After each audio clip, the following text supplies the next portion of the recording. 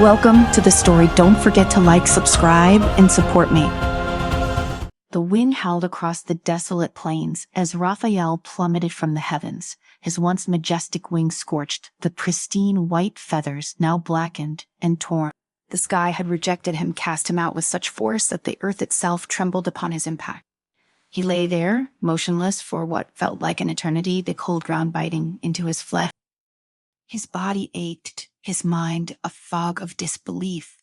His fall was not just a punishment, but a loss of everything he once held dear, his grace, his home, and his purpose. Slowly, Raphael pushed himself up from the ground, his wings no longer the source of his power and pride, dragged limply behind him, useless and grotesque. The weight of his exile bore down on him, heavier than any physical pain. He lifted his head, the sky above no longer the bright, holy light of heaven, but a dull and indifferent expanse. He was alone, truly alone, for the first time in his existence. As he stumbled forward, each step felt like a betrayal of what he once was. The human world stretched before him, barren and broken, a mirror of his own soul. He had no direction, no purpose, other than the gnawing need to return to heaven, to regain what he had lost. But how could a fallen angel, stripped of his grace, ever hope to ascend again? Hours passed as Raphael wandered aimlessly through the wasteland. The once vibrant landscape of heaven, Slight, was now a distant memory. In its place stood a world devoid of hope, where the whispers of the wind carried only despair. Yet amidst the silence, something called to him a presence, dark and seductive, lurking just beyond the horizon. Curiosity, or perhaps desperation, pulled Raphael toward the source of the call. He moved through the shattered remains of an ancient city, its crumbling walls and abandoned streets a testament to time, its cruelty. In the heart of the ruins, he found a sword unlike any he had ever seen. The blade was black as night, pulsating with an unnatural energy. As Raphael approached, a voice slithered into his mind, soft and tempting. "Take me," it whispered with me. "You can return with me. You will regain your place in heaven." Raphael hesitated, his hand hovering over the hilt.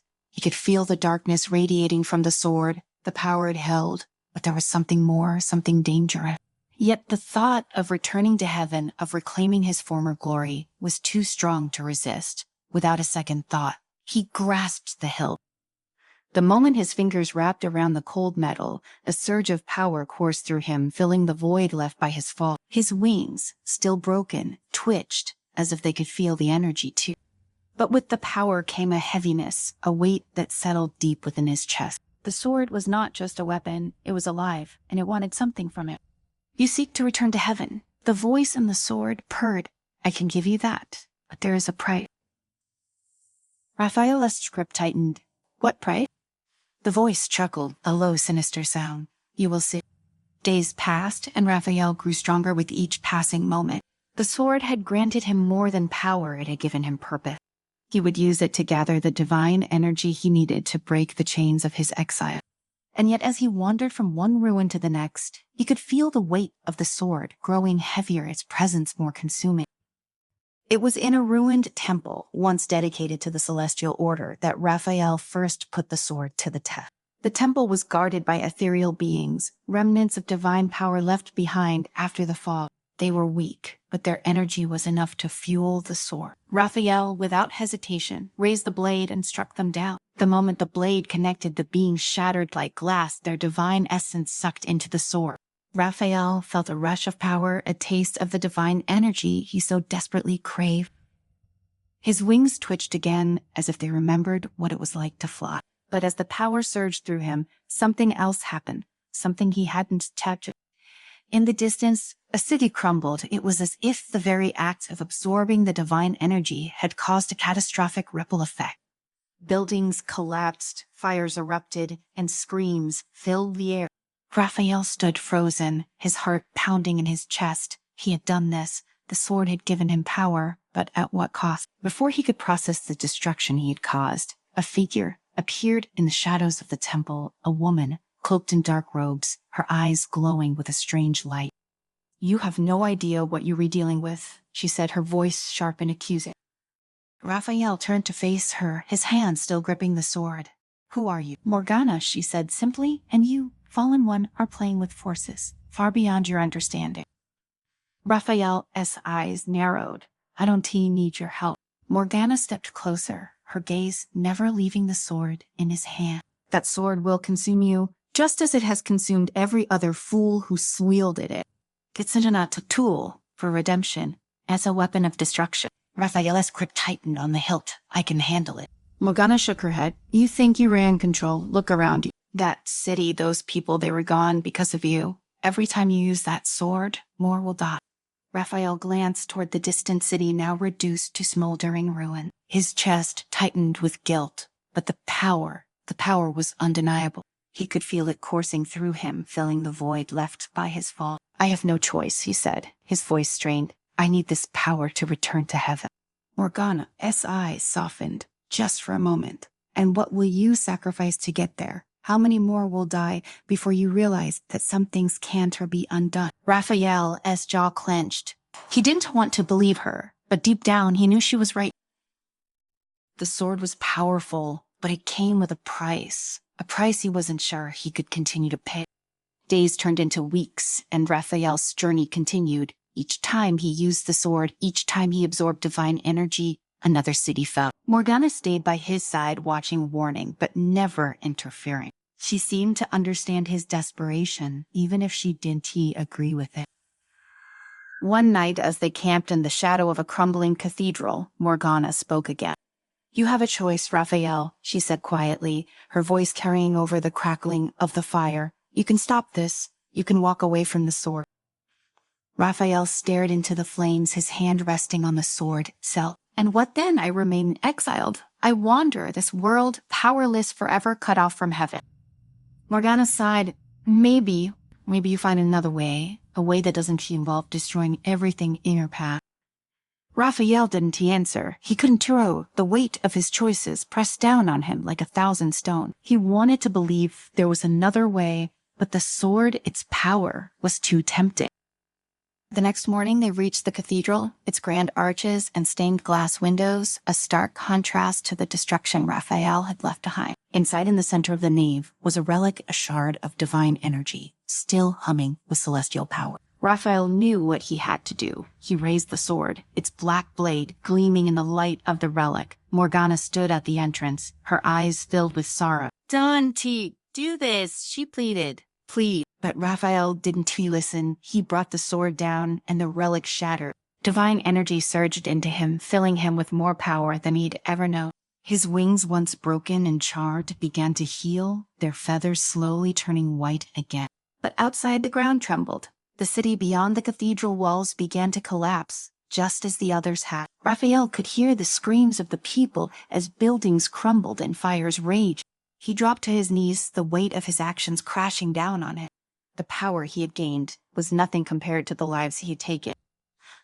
Morgana approached him, her voice soft but firm.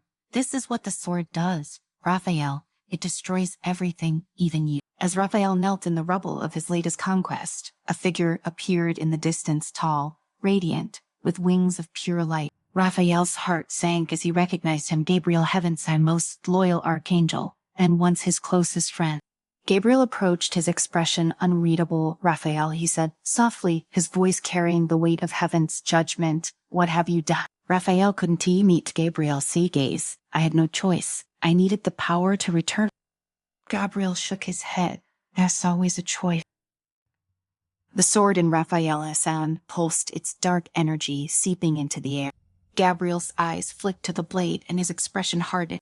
You know what you must do, Gabriel said, stepping closer. That sword is a curse, and it will only lead to more destruction. Surrender it, Raphael, and perhaps there is still a way for you to find redemption. Raphael's hand tightened around the hilt. The power coursing through him was intoxicating, and the thought of giving it up terrified him. But as he looked around at the ruins of the city, the charred remains of buildings, the lifeless bodies scattered among the rubble, he knew that Gabriel was right. He couldn't go on like this. With a deep breath, Raphael rose to his feet and turned to face Gabriel. What if I can? Gabriel's gaze softened. Then you will be lost. Raphael hesitated, his mind a whirlwind of doubt and fear. He had come so far, sacrificed so much. Could he really give it all up? Nah. Before he could make his decision, a voice cut through the air like a blade. "Well, isn't this a touching reunion?" Raphael and Gabriel both turned to see Azazel leaning casually against a broken pillar, a smirk playing at his lip. "You were really gonna listen to him?" Azazel taunted, his eyes gleaming with malice.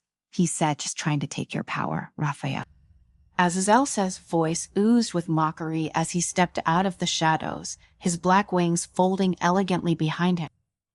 "You've gone through all this trouble, destroyed so much, and now you were going to hand over your one chance at redemption to him." He sneered at Gabriel, his gaze full of contempt. Raphael felt his grip tighten on the sword, the dark energy pulsing through it, whispering seductive promises in the back of his mind. He knew that Azazel was trying to manipulate him, but there was a small part of him, an ever-growing part, that wondered if maybe Azazel was right. What if surrendering the sword meant condemning himself to exile forever? What if Gabriel's offer wasn't true redemption, but another form of punishment? Gabriel's expression remained calm, though a hint of sadness flickered in his eye. "Don't listen to him, Raphael. He self-embraced his exile, and he wants you to fall further into darkness, just as he has, but it's not too late for you." Azazel scoffed. "Spare me the holier-than-thou lecture, Gabriel. Raphael, you've seen what this world is like. Why should we care about them?" He gestured to the ruins around them. "They were insignificant, and yet you've held yourself back for their sake." Raphael's chest tightened as the weight of his actions pressed down on him. The cities, the lives lost, he had sacrificed so much in his pursuit of power. And now, standing between Gabriel's offer of salvation and Azazel's temptations, he found himself paralyzed by doubt. "What do you want, Raphael?" Azazel continued, his voice low and persuasive. "Do you really want to be heaven's puppet again, or do you want to take control of your own fate?" Raphael's gaze flicked between the two angels, one representing his past, his desire for redemption, and the other embodying the darkness that had become all too familiar. The sword in his hand pulsed again, and he felt its power surge through him, intoxicating, compelling. He could end this. Now he could use the sword, sow power, to strike down Gabriel, ascend to heaven, and reclaim his place. But at what cost? Gabriel took a step forward, his wings glowing with an ethereal light. "Raphael, the sword has already taken too much from you. Don't let it take your soul as well." Azazel's smirk widened, and he raised an eyebrow. "Oh, come on, Raphael. You were stronger than this. You've already tasted the power. Don't throw it away because of some misplaced guilt." Raphael stood frozen, torn between the two voices, one urging him to surrender, the other tempting him to embrace the darkness that had been growing inside him since his fall. He could feel the sword, its pull, its power, promising him everything he'd ever wanted. But in the back of his mind, Morgana's voice echoed, warning him of the sword's true nature, the destruction it brought with every swing. He glanced down at the blade in his hand, its dark surface reflecting the ruined landscape around him. Was this really what he had become? A destroyer of cities, a bringer of death. The faces of the people who had perished because of him flashed through his mind, innocent lives snuffed out by his desperation for redemption. Raphael's hand trembled as he looked up at Gabriel, who stood silently waiting for him to make his choice. His old friend's eyes were filled with hope, but also resignation. Gabriel knew that this decision could not be forced. Raphael's voice cracked as he spoke, the weight of his guilt threatening to crush him. He could barely bring himself to say the words, "I can't do this anymore."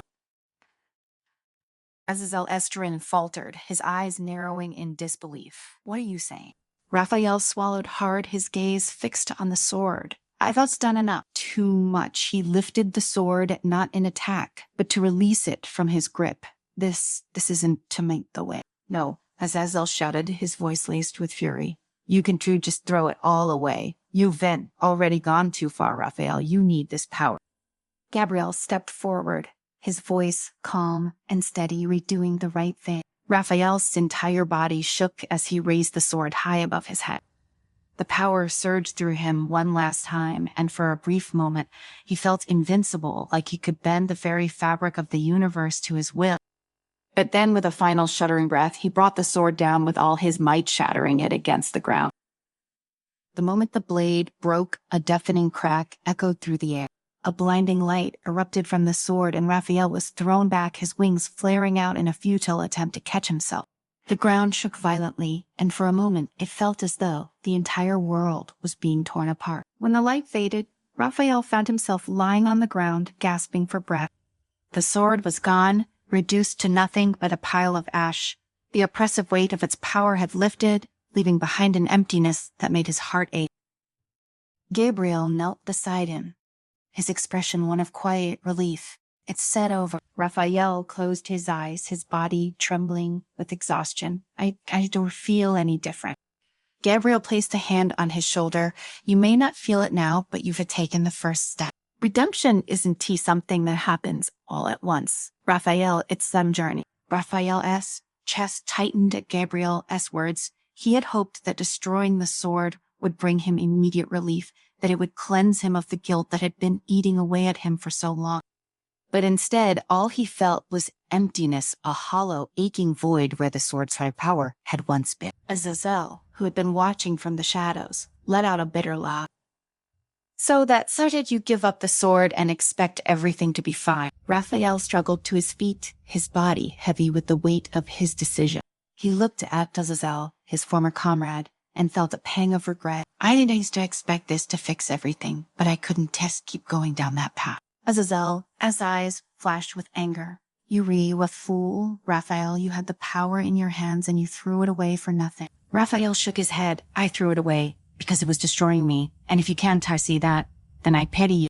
Azazel snarled, his wings flaring out behind him. Pity me, don't you pretend you're better than me. Raphael, we both fallen, both cast out of heaven. The only difference is that I've accepted it. With that, Azazel turned and disappeared into shadows, his presence fading like a distant echo. Raphael watched him go, a sense of finality settling over him. He had made his choice, and there was no going back. Gabriel helped him to his feet, his gaze soft but serious. You've done something many can't, Raphael. You've turned away from the darkness, even when it tempted you with everything you desired. Raphael sighed, his wings hanging limp behind him. But where do I go from here? I am still fallen. I still can go back. Gabriel's expression softened. That's not true. But redemption isn't about returning to what you were. It's some about becoming something better. You don't need heaven to find your purpose, Raphael. You can find it here, in this world. Raphael looked around at the ruined city, at the devastation he had caused, and felt a deep sense of shame. But beneath that shame, there was a flicker of something else, something fragile and new, hope. Morgana, who had been watching from a distance, approached them. Her eyes were filled with a mixture of sadness and understanding. You made the right choice. Raphael nodded, though the weight of his guilt still hung heavy on his shoulders. I just hope it's enough. Morgana gave him a small, sad smile at the start. As they stood there amidst the ruins of the world he had nearly destroyed, Raphael realized that his journey was far from over. The road ahead would be long, and the scars of his actions would never fully heal. But for the first time since his fall, he felt something he'd felt in a long time. Redemption was possible, even for a fallen angel.